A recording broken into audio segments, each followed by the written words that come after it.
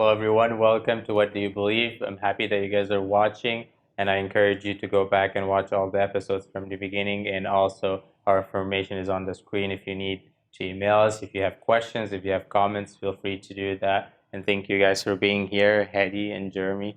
We're happy that you guys are here, and you're all wearing black, so that's nice and intense. We'll look forward to hear from you guys in this episode, and thank you, Dr. Nagy, for being here. Dr. Nagy Eskandar is a medical doctor, and he's a fellow of the Royal College of Surgeons of England. He practiced surgery for 25 years, and we've talked for a while now about the flood, about the ark, and this huge event, catastrophic event that it has a lot of effects, and now we want to talk about the geology part of it. Exactly. So it is a global flood which had a catastrophic effects on the layers of the earth and on the fossils. So we understand the fossils and the layers of the earth based on the catastrophic geology of the flood. So let me just confirm again on the screen now the globability of the flood. It was a global event. And there are many reasons for that. Number one, the purpose of the flood, it is destroy people, animals, and surface of the earth. That's the people who don't accept the God's plan of salvation through the ark. There was enough place and space for people to come in if they wanted. Repeated word universal in the description of the Bible of the flood. Number three, the depth of the flood. It is above all mountains, and that means it's global. We discussed that, and I'm just summarizing the whole characteristics of the flood to confirm it is global, because the catastrophic effects that we're going to study are global as well. Duration of the flood is over a year. The purpose of the ark, to repopulate the earth, birds, animals, and man. The volume of the ark was too big for a local flood. Landing of the ark was on the top of the mountain. Compared to post-flood animals, man to repopulate, that was the aim of the preservation of all the animals. Origin of all nations from 8 people on the ark, and that's why we have Sam, Ham, and Japheth, and we still divide the universe or the people living on earth as the descendants of Sam and Ham and Japheth. And the unique Hebrew word of the flood. After the flood, there was something very interesting in chapter 9 in the book of Genesis, and that is the promise of God that he's not going to flood the whole globe again with a flood. And that really one of the confirmations are global, because we still experience local floods, but the covenant's still there, the rainbow is still there. The covenant has many components. One of them is the change of the food of man and animals, because man is allowed to eat meat. When you slaughter animals and you shed their bloods, you are free to eat that meat. And that's in chapter 9 in the book of Genesis. Initially, the man was vegetarian and the human race was vegetarian. Now, the Lord gave a covenant and gave a sign of the covenant. The sign of the covenant is the rainbow. The rainbow is a physical phenomena, which is the rays of the sun, the light, will come through the droplets of water. It will act like a prism, and it will divide the components of light into the 7 components of the light, the different colors. So it is a normal phenomena. It is not a miracle. But God used this normal phenomena to be a sign of a covenant. Because if God has given Noah a supernatural sign, that means this supernatural sign has to be repeated after every rain, so we will be comforted that it's not going to flood the nations again. God used a phenomena which is well known and physically approved, that rays will come in, the light, and the water will act as a prism, and it will divide the light its own components, and it will show this beautiful rainbow. So the rainbow was not a supernatural event that happened after the flood. It is a natural phenomena that God used to be a sign of a covenant. Is there any explanation for why it's curved? Yeah, no, that's because of the curvature of the earth and the curvature of the what you see. Yeah. Okay, so that's simply all like proof. Yeah, that's physics. Yeah. It is physics, yeah. Yeah. So Jeremy agreed. Yeah. So it's only physics, but the component, as I said, is prism effect of the rays coming, the light rays, dividing into the 7 components of light. And had it never happened before, was that the first rainbow? Right, that's a very good question. There are few ideas about that. People believe that the flood was the first event of this massive rain. Some people believe that. Other people believe there was rain before the flood, but it was not that extensive. Some people, when they read in chapter 2 in Genesis that there was no rain and no man to cultivate the earth and to look after the earth, that doesn't describe a big period of time. It is flashback to the events of the week of creation before the rain started. So there's a lot of research actually around this area, Hadi, and I don't have a feeling either way. I don't personally know, because the Bible is not really dogmatic in that area, telling there was rain or no rain. But lots of researchers are working on this section between Adam and Noah. Was there rain or not? Let me just show you how people don't accept what is written in the Bible despite the facts. So when they looked at Mars, they described this description as we see on the screen. A flood of biblical proportions, enough to fill the Mediterranean Sea, gushed down from the highlands of the Mars billions or so years ago. The latest picture from the Pathfinder confirmed on Monday. So this is saying there is a flood of biblical proportion happened on Mars. And actually on Mars, there is no fluid water at all. It's very cold and there is no water at all. So they accept Noah's flood on Mars and they refuse Noah's flood on Earth, which is 70% of water. Can you see just how we resist the declaration of the Word of God to us about Noah's flood and Noah's Ark and the effects of the flood? I just put that at the end of our discussion about the flood and the ark before we come to the effects or the geological changes that will take place or took place, and we can examine them now to show that we are refusing God's description of the ark not based on science. It's based on choice. Because they look at Mars and they say Noah's flood on Mars and there is no fluid water on Mars, and they refuse it here on Earth. 70% of water. Right. So let us start looking at when and how was this formed. When you look at the Grand Canyon, and I was really blessed to visit the Grand Canyon for a week, rafting on Colorado River, and with two great geologists with PhD in their subject, explaining how that can be formed quickly. So when you look at this Grand Canyon, you can look at the river, the Colorado River, and say, oh, the river had cut these canyons over millions and millions of years. But rivers don't do that. It needs a massive force to cause this separation of these big mountains. So you can see this place and say, loads and loads of time, long time, and very small amount of water caused the canyon. Or you can say this and say, short period of time and massive amount of water caused this canyon.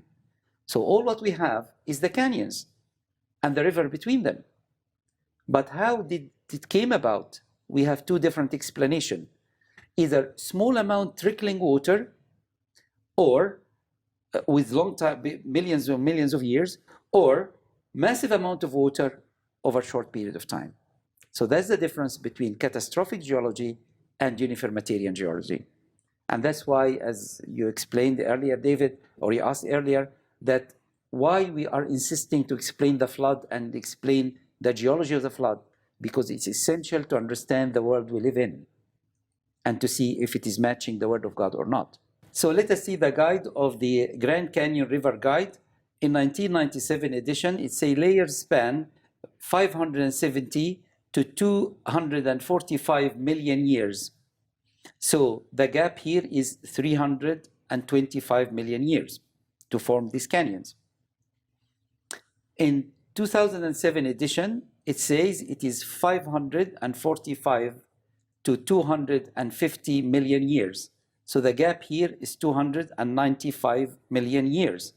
So In 10 years addition, the Grand Canyon became younger 30 million years, according to evolutionists, right? Let's continue. In 2007 edition, as we said, they said it is about 545 to 250 million years, so the gap is 295 million years. In 2011 edition, up to 2016, they said the layers are 525 to 270 million years, so the gap is 255 million years. So in 4 more years, the Grand Canyon became younger by 40 million years. That just show us these are estimates. This is not science like I go and check my hemoglobin in my blood and they say there's 14 grams. That's different. That's completely different calculation. So we see in the guide, that's the national guide of the Grand Canyon River Guide. It's not a Christian organization. But these are the differences in timing within this short period of time. Do you have any idea of the method they use to date the Grand Canyon? They are using the fossils as way of dating the layers, and they are using that based on the geological column that they have already estimated the times, and they are matching this to the time. And when I'll take you in details of that, you will see there are gaps in between with millions of years, gaps between the layers, right? And obviously the radiometric dating is introduced now, but that's recently because that was in 1930 to 50. But these datings were done before. Let's take a short break. When we come back, we'll talk more about geology. Don't go anywhere.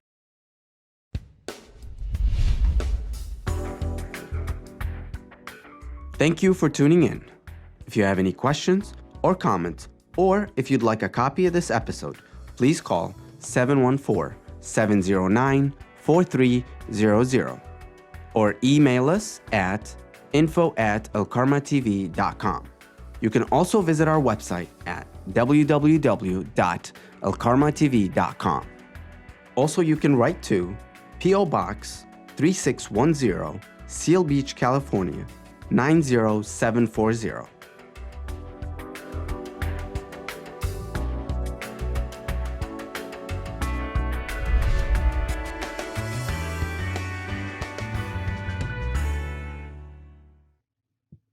Welcome back to What Do You Believe? Doctor, we're talking about the Grand Canyon and the layers, and I'm excited that I'm going to go in like 2 days to the Grand Canyon to see it the first time.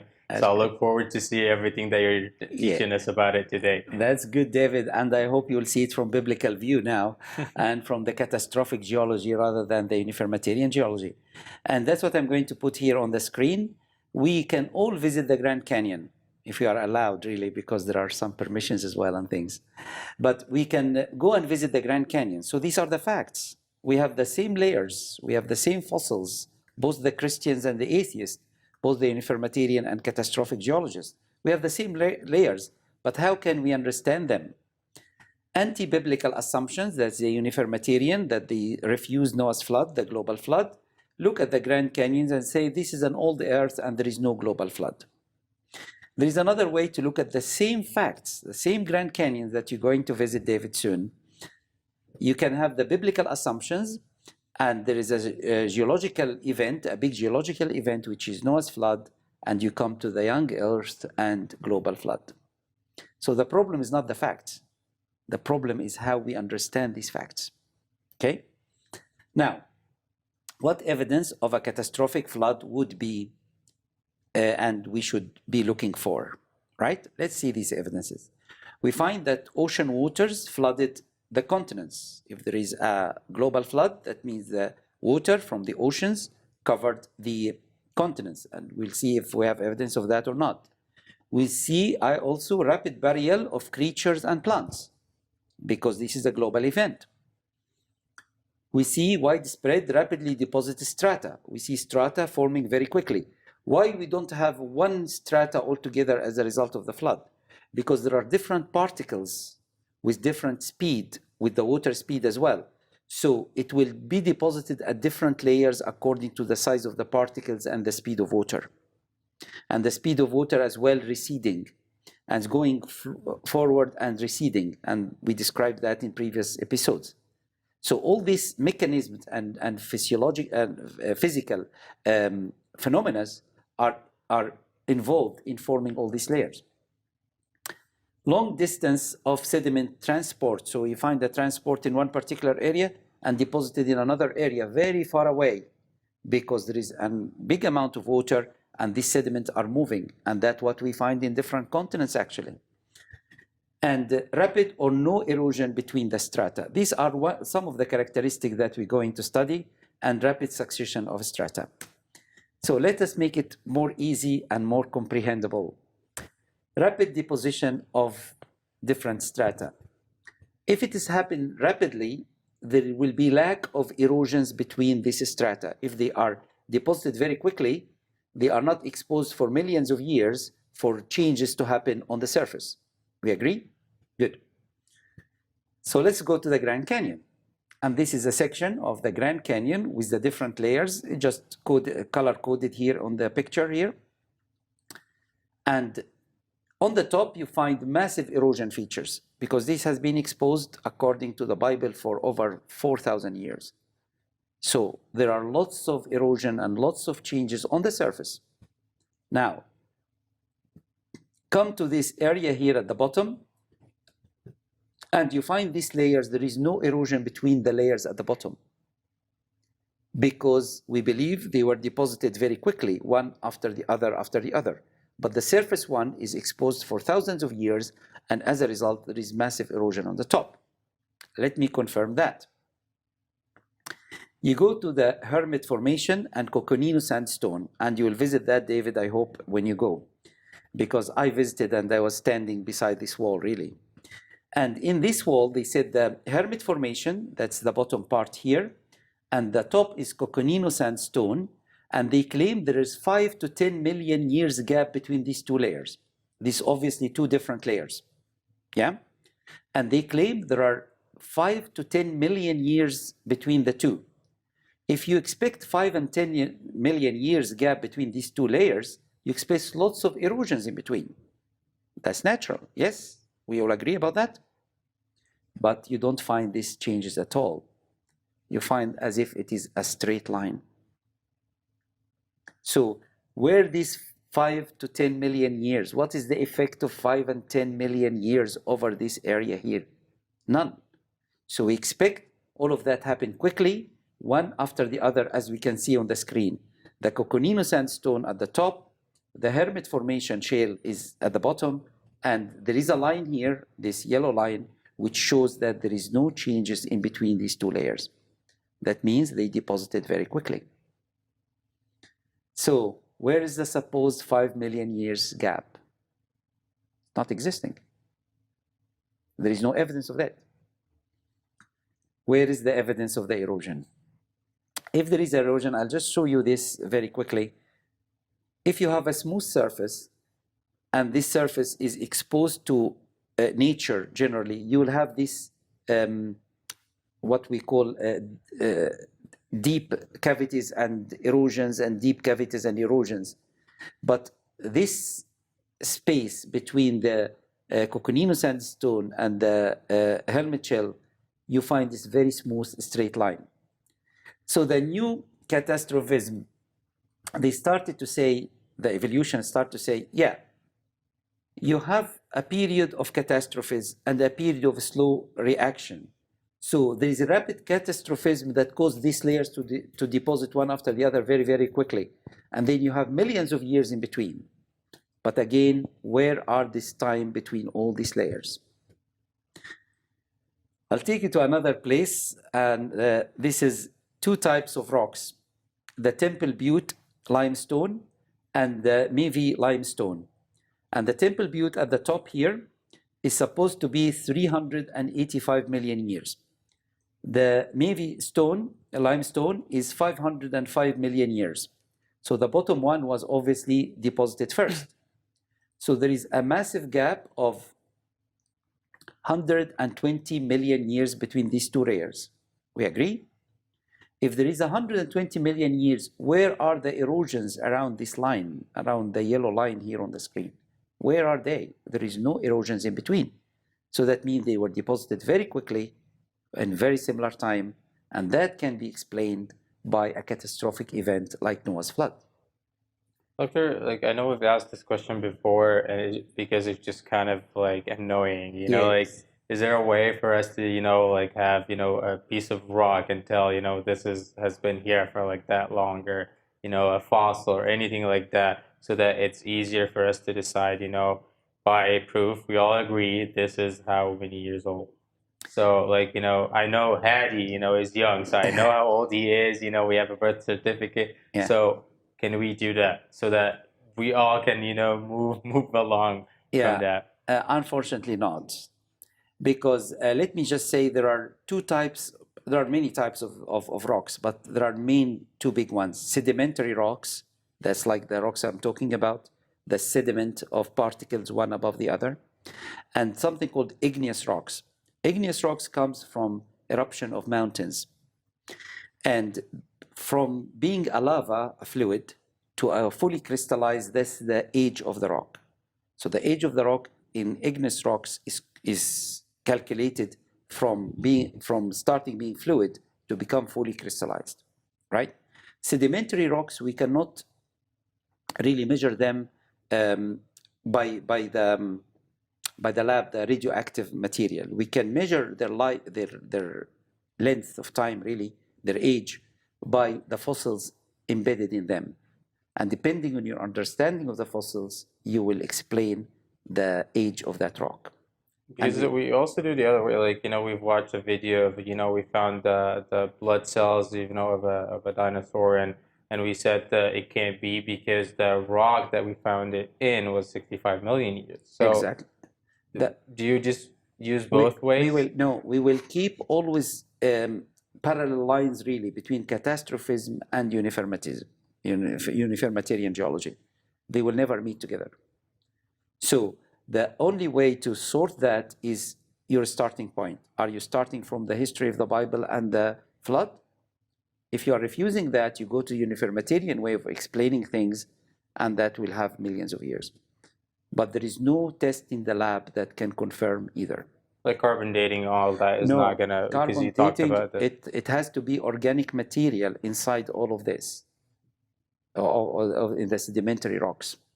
And in the igneous rocks, use potassium, argon, and other things. We'll come to the radiometric dating later on in detail. So there is no erosion between these layers. The second evidence of catastrophic event is soft sediment deformation. If a rock is formed and it is soft, it can be bent. If it is solid, you have to break it to allow it to bend. And in Grand Canyon, you'll find the Angel Formation, which is like an S shape. It's not exactly S, but it's bent on itself, right? And there is no fracture lines. That means it's formed when it was soft. And with pressures, it was bent and then solidified on this bent position. Let me explain that with pictures so you can understand it better. This is the area we are talking about here, and I visited that personally, and I hope you will see it, David, when you go and visit. And this is the direction of the rock, right? There is a horizontal part and vertical part, and it's bent, yeah? And this is the size of the rock compared to humans. It's massive, it's so big and very impressive. And this is Tom Vail, who was the leader actually of our group. And this is picture taken before that, but he's a lovely man. That's Bright Angel Shale in the Grand Canyon. So you see how this is bent like this. You see the bent here? You see the curvature here? So that means it was soft when it was burnt, because if it is strong, yes, you can break rocks, but there will be fracture lines. There is no fracture lines in these layers. So it means it was soft, and then something happened, a geological phenomena, caused them to bend, and then solidified at this bend. Even if it was fractured, would the erosion not smooth it out over time? No, erosions doesn't make it smooth. Erosions make it more fractured. By definition, erosion is a process of decay, in a sense. Because if you throw a rock into a river, eventually that rock would come out smooth. Yeah, it's not. I was wondering if that's how it yeah, works. that's very interesting. No, if you have a rock in the water, that means the flow of water will make it smooth, right? So that goes with the flood actually. So the flow of water is not just leaving the stone in the water, it make it smooth. It means that there is enough power in the water to take all the rough edges. That's different from erosion. Erosion is a surface which is exposed to the atmosphere, and then the erosion happens. Erosion is a decay. It's not smoothing things, right? Sure. So there is no fracture lines here, and it's all very smooth, and the layers one after the other. Well, thank you so much, guys. Thank you for all your questions. Thank you for the information. Khalid Gibran said, a little knowledge that acts is worth infinitely more than much knowledge that is idle. What do you do with your knowledge? Ask yourself, what do you believe? Thank you for watching.